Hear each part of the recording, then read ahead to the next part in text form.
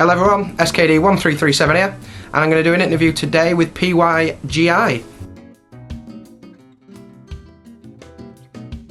No, to be honest, I haven't played Call of Duty Black Ops. Generally, I haven't touched FPS games for a long time, ever since sort of Gears of War 1, and even then I was pretty rubbish at it. Generally can't play FPS games because I spend most of my time running up, trying to run around like this, trying to shoot people, and it's not so great. Yeah, so I'm not really, to be honest with you.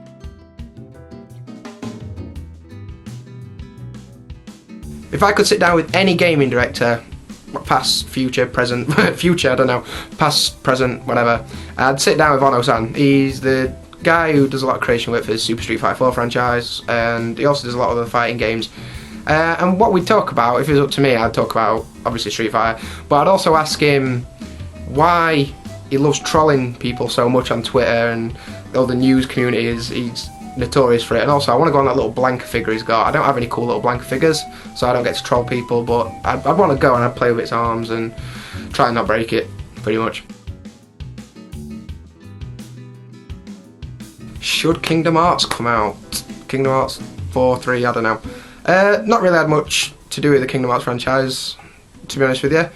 An RPG with Disney characters always put me off, I guess, but I don't know, it's supposed to be a really good game, and I know a lot of people I play games with talk about it really positively. It's just not something I've ever played, so it's got fans out there. If games got fans, there should always be more games coming out for those fans, keep people interested, so yeah, why not?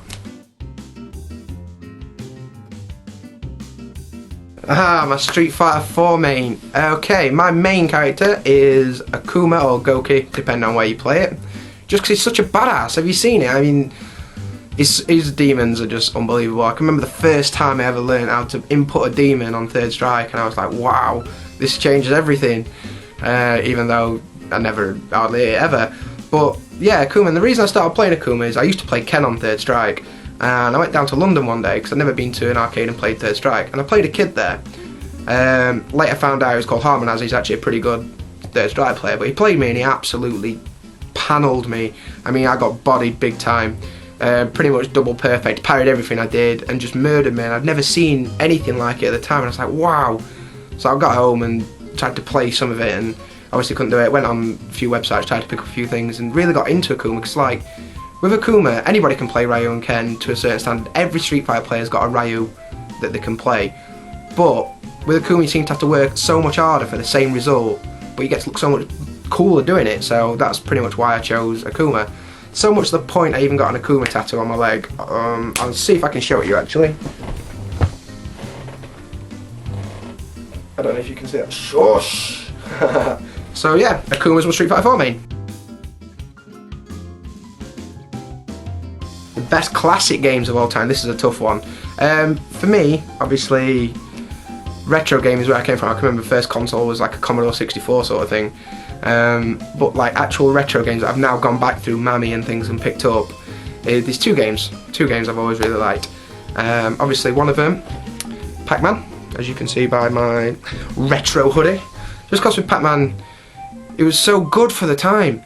The games back in that day, they didn't need to be a competitive element, they just needed a high score where you could put your name and that was it. That motivated people to play it and perfect the game, and I loved learning the patterns and trying to remember the patterns and seeing how far I could get. And I still do it now, to be honest. I bought it on Xbox Live about 2 years ago and learnt some patterns, and I thought I was really cool, but all my friends thought I was pretty lame. But I thought it was cool anyway. And other games, one of the games that stuck with me for as long as I still play it now occasionally, is Tetris. I got it on like my first Game Boy. We're talking like 1988, 1990, something like that. And I played that a lot, and I still play it now. My brother is excellent, I'm not so great, but the fact that it's just little blocks coming down and you can play it for hours and years and years and years, and just that's what the best games do. You can keep going back to it even though there's nothing new there. The best evil villain in video games ever. There's two. One's just funny and one's sort of like serious. The first one was the Great Mighty Pooh from Conker's Bad Fur Day. Conker's Bad Fur Day, and yeah, the Big Mighty Pooh with his song was pretty cool. But actual, like, the best villain in any fighting game franchise ever, M. Bison. I can remember growing up and just like first time I've seen it, like looked like a dictator. He looked just like a badass straight off the bat. You were like, if you saw him in a dark alley with all the purple and shit coming off him, you wouldn't bother. You just think, right, sorry pal, I'm on my way. But if you ever get to him on, like, I remember on my Mega Drive when I was about 8 years old, only 3-button Mega Drive, we had to press start to change the buttons. Playing Street Fighter 2 with my brother in bedroom. We got to M. Bison. We never beat Sagat before. It was like a huge thing. And I spent like 4 hours getting Psycho Crusher to death. I couldn't touch him, and this was on like medium difficulty at the time, and just could never touch him. And just look at him, he just looks like a badass. If I could out any one character on Marvel vs. Capcom 3, it's already been done. Listen to screw tags. What you need to do, addition through subtraction, get rid of Iceman from MVC 2. Problem solved. But seriously though, in my opinion, I'd get rid of She-Hulk. I know she's got her own comic and stuff, but it'd be like Capcom going, here's female Zangief, you may as well have her as well. Or female Ryu. Well, at least they had the common decency to try and hide it and call her Sakura, so people might not notice straight away. But She-Hulk just seems, even as a comic, it seems pretty lame. Oh look, here's Hulk, and here's a female Hulk that does the same sort of thing. Cool.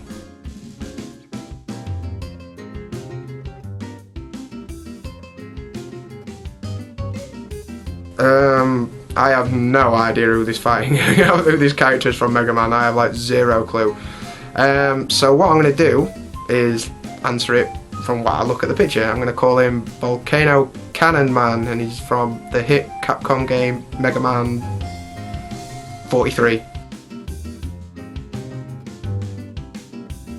If there was one video arcade cabinet I could own, what would it be and why? This is tough. I actually spend a lot of time looking on YouTube at arcade machines I'll never own, just for nostalgic sake, and it's always been my ambition to own an arcade machine. I don't know why, always want one. I will have one at some point.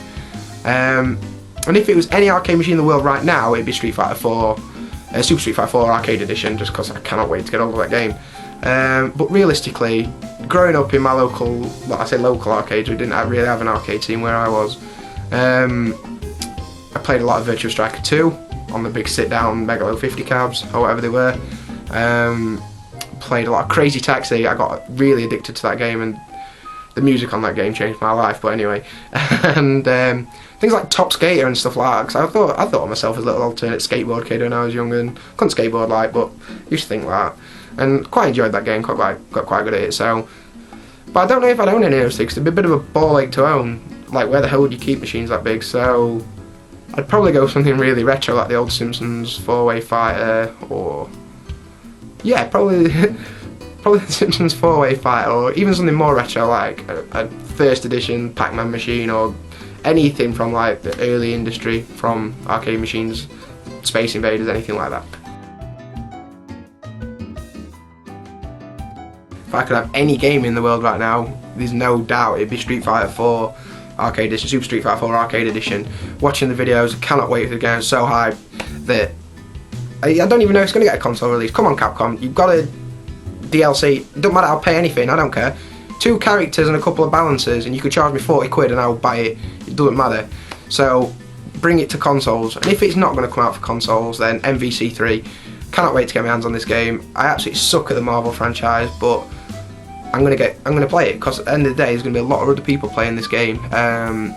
You know, there's gonna be comic book nerds, there's gonna be people from MVC2, there's gonna be people that started on Street Fighter 4 and want something else to play. There's gonna be a lot of people, and obviously where there's people, there's competition and there's scenes to be born, so I want to be part of that. So I'd probably get MVC3 and actually learn to play it.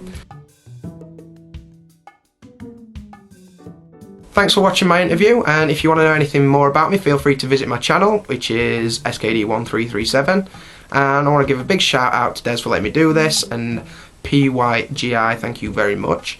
Anything else, feel free to let me know, and once again, please subscribe for more gaming videos. Peace!